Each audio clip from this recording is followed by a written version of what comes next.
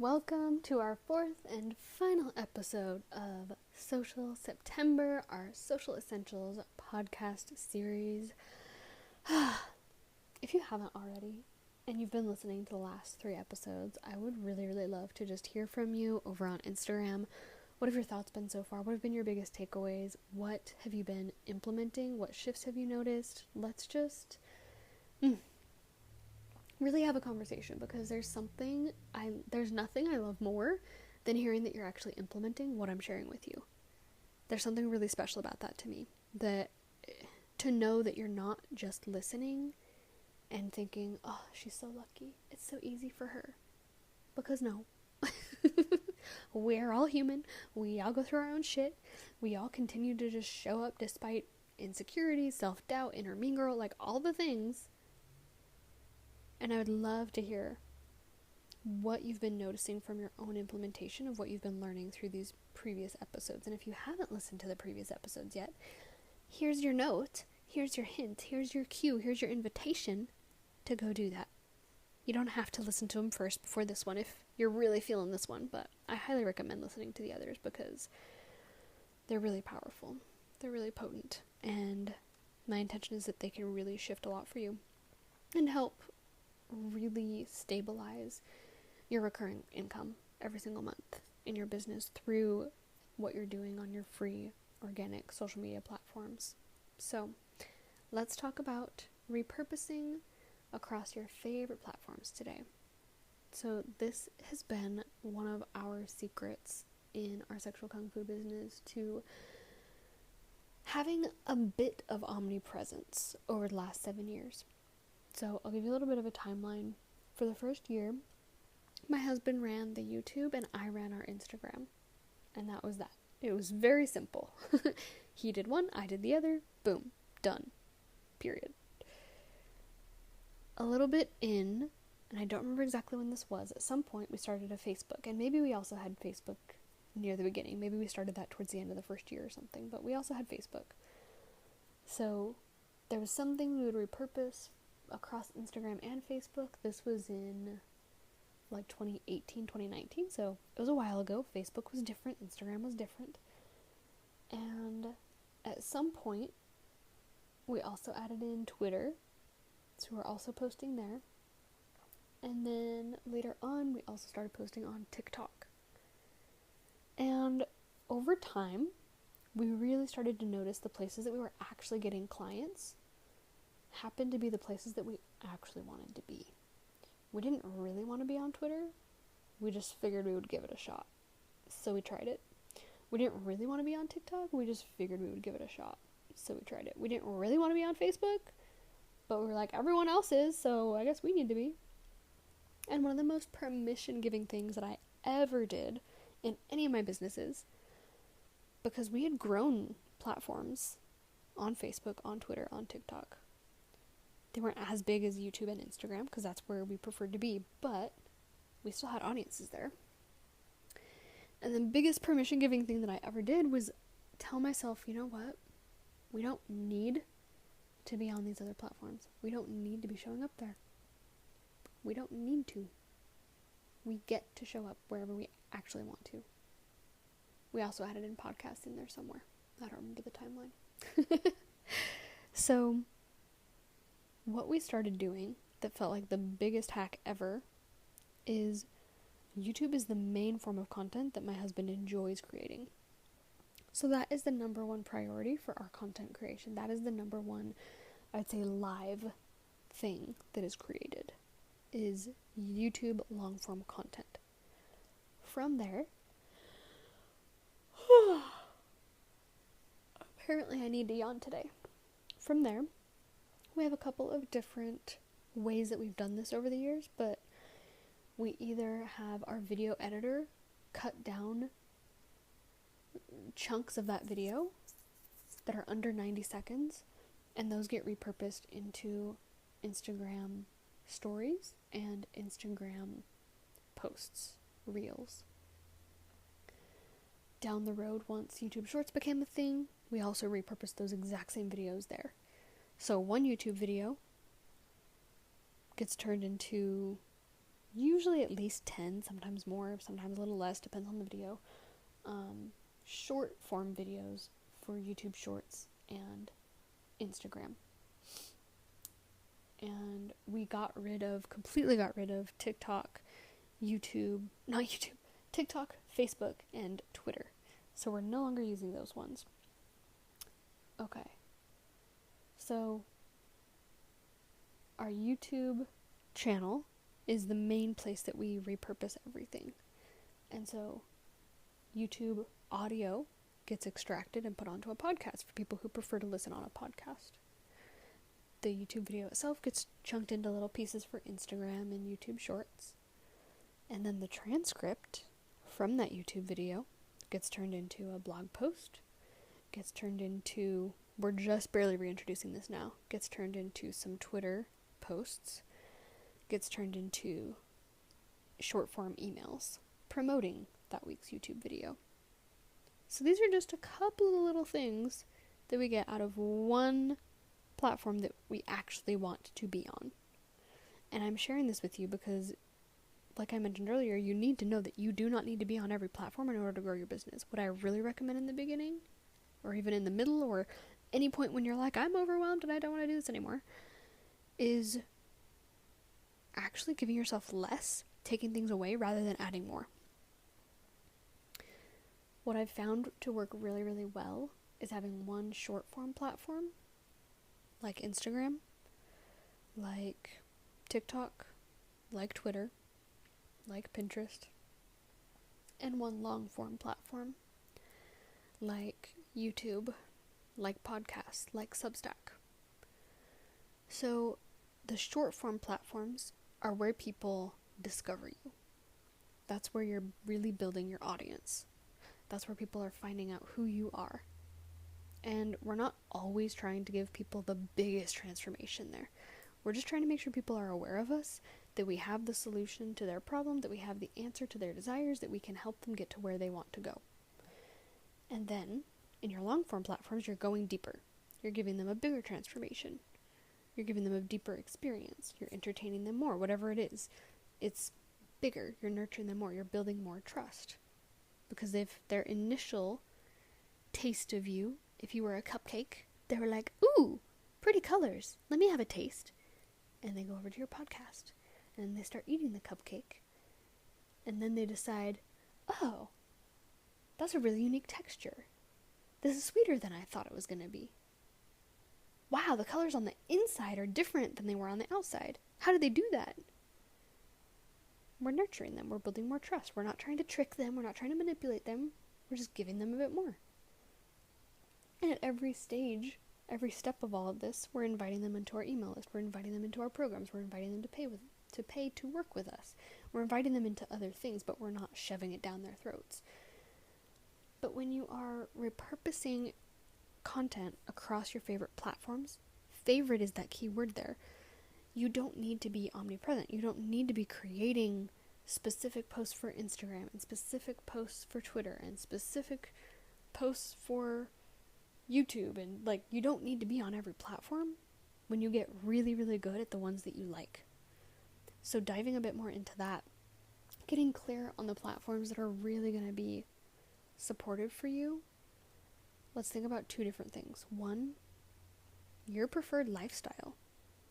How do you like to live? Are you someone who loves to create content? Do you love creating courses? Do you love teaching? Do you love facilitating? Do you love being in that teacher role? Then YouTube is probably going to be pretty damn good for you. If you feel very similar but you don't love being on video, podcasts will probably be perfect for you. If you're someone who's more into writing or visual aesthetics or being really blunt and short, quick to the point about things, then maybe Instagram or TikTok or podcasts. Not podcasts, Pinterest, sorry. I was looking at the wrong word. Something that supports that shorter term. And then the second angle that we want to look at this with, so the first angle is, where do you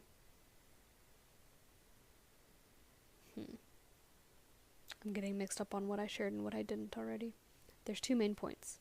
One is the type of content that you like to create yourself. Yes, okay, that was the first part that I shared. So getting clear on the type of content you like to create. It might not be the same type of content you like to consume, but it might be. If you find yourself constantly going to YouTube for things, maybe that's where you should be. If you find yourself constantly going to podcasts for things, maybe that's where you should be. If you find yourself constantly going to Instagram for things, maybe that's where you should be. You get it. You get the point. Okay. The second piece here is, what is your desired lifestyle? And how can we fit your content creation into that? So short form content typically creates, not every single day as in 7 days a week, but close to daily, maybe Monday through Friday, or Monday, Wednesday, Friday. That's kind of the lowest I would go for the shorter form platforms. Short form requires that consistency. It requires that you're posting multiple times every single week. Long form platforms like YouTube, long form YouTube posts, and longer podcasts, those allow you to post less frequently, but they're longer. So again, looking at how do you want to be creating content? What is your desired lifestyle? If you don't want to be creating content every single day, probably don't choose Instagram, probably don't choose Snapchat, probably don't choose TikTok. If that's not the way that you want to design your life, you do not have to. I guarantee it. Don't let other people on the internet telling you the only way to grow your business is by having an Instagram account, having a TikTok, having Pinterest, having Snapchat, having all 4. It's not true. It's so not true. So a couple of examples here. I go through phases. Some days it feels easier for me to just create content in the moment because I have a bajillion ideas flowing and they aren't super long. So I like to just create Instagram stories and Instagram posts, and that's it. Other days, I have an hour-long training worth of things to say, and I'm like, okay, it's time for a podcast. And so that's how I utilize having both a short and a long-form platform, is my Instagram account and my YouTube. I do have a YouTube, but I'm not on it all the time, because if you could see me right now, there's going to be a picture of it on Instagram.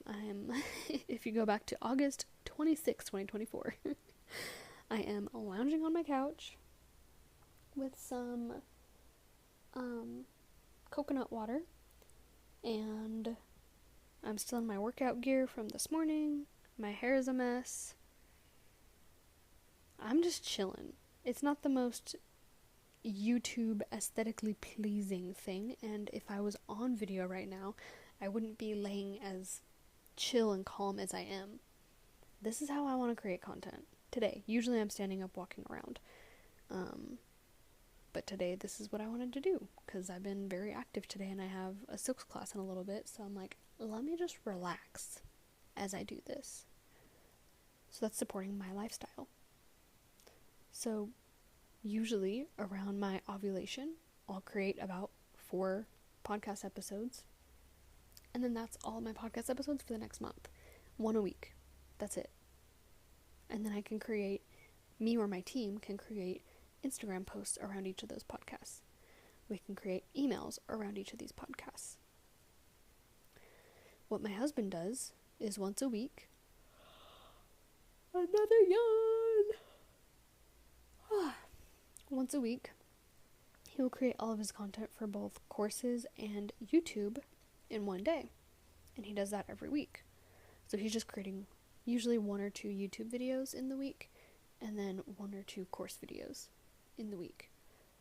And so that all happens on typically 1 day, sometimes 2 if he gets behind and misses a few things or whatever. But yeah, typically it's 1 day a week. He creates all that content, and that's his content creation for the week. And then our team handles the rest. Our team edits it, splices it, schedules it, all that stuff. So it's really important here when we're talking about creating content for social media. This could have been our first episode of this series, right? There's just so many options, so many different ways to go about it. When it comes to creating this content, your energy is important. The strategy is important. having all of the essentials, the hook, the meat, the lesson, the takeaway, the call to action, audience engagement, that's all important. And this kind of goes into the energy. The most important thing is that the way you're creating the content actually feels good to you. That it doesn't feel draining and awful and like you have to drag yourself to do it. It might feel like that some days, and that's normal, but if it feels like that every single time and you can never build up momentum for it, it's probably just not the type of content for you to be creating. Or there are some deeper underlying mental or emotional or stories or beliefs to resolve here in order to make that content creation easier. So if you found this series helpful, if you found this episode helpful, I would really love to chat with you about it over on Instagram. Just send me a message at HeyMariahAnn. And if you really, really loved this episode, if you really, really loved this series, I would love to support you in 7-Figure Freedom Method. It's starting in, I think, just about a week after you will be hearing this. After this episode airs, I am currently, this is fun. I just realized I could have done this in the other episodes, but today is Monday, October 26th, and on September 3rd, I'm leaving for an entire month in China. So by the time you guys hear this, I'll be back from China, and that trip will already be over. But if you loved this episode, see, another little hint and tip of how to make your content work for you, and how to set up your content creation in a way that works for you. If you like to travel a lot, if you're going to be out of service, whatever, you can do that. So if you're wanting support in really scaling your business to the next level, my signature course, it's a 12-week program called 7-Figure Freedom Method, is open for enrollment, and we're starting in October. It'll be going through December to really help you kickstart the end of quarter 4 in 2024 and really already be in momentum in 2025 and not be starting out the beginning of the year like, okay, I'm ready, now what? What do I do? You'll already be in momentum. You're already going to be doing the things. 7-Figure Freedom Method is the place that I give you the resources, the templates, and personalized support and feedback where I'm really digging into every single word of your content. I'm learning your business, I'm learning your personality, your brand, and helping you scale to that next level. And the reason I created this is because I saw a huge gap in the market for high-touch mentorship spaces where you're not just getting more information and then that's it, and they tell you like, okay, good luck, go implement it, but you're actually receiving the specific feedback and 1% tweaks that you need, that are required in order for you to actually scale and grow to multi-6 and 7 figures. And you guys know by now, I want nothing more than for your voice to be amplified. I want nothing more than for the whole world to know who you are, to know your modalities, and to know how you can change their lives. And not only to know that, but to have experienced it through working with you. I want you to become a household name, and 7-Figure Freedom Method is the place where we make that happen. It's the place where I'm breaking down everything that we did in our SKF business, from social media to content creation to our offer suite to our funnels to automations to building a team. Really, it's everything that went into creating the multi-million-dollar business that we have now. And I want that for you. Not just because of the money, but because of the freedom and the choices that you get with that. Because of the people that you're able to impact when you're not focused on just needing to pay bills this month. Just needing to make the next X amount of dollars. So if that sounds like you, the link is down below to sign up. Or you can send me a message and we can chat more to make sure it's the right fit. And if you're wanting some more in-person experiences to really anchor in and step into your next level and embody yourself, your next level self, on a deeper level than ever before, join me in person in Asheville, North Carolina, October 16th through 20th for our in-person retreat. It's going to be absolutely phenomenal. I cannot freaking wait. We're going to have the most delicious organic meals and potent conversations and wonderful collaborations, and just like, it's completely going to change your life. there's going to be you before the retreat and there's going to be you after the retreat. It's just, I can't wait to show you what I have in store. So I hope to hear from you soon. I hope to see you in person and hug you soon. And I can't wait to see you on the next episode.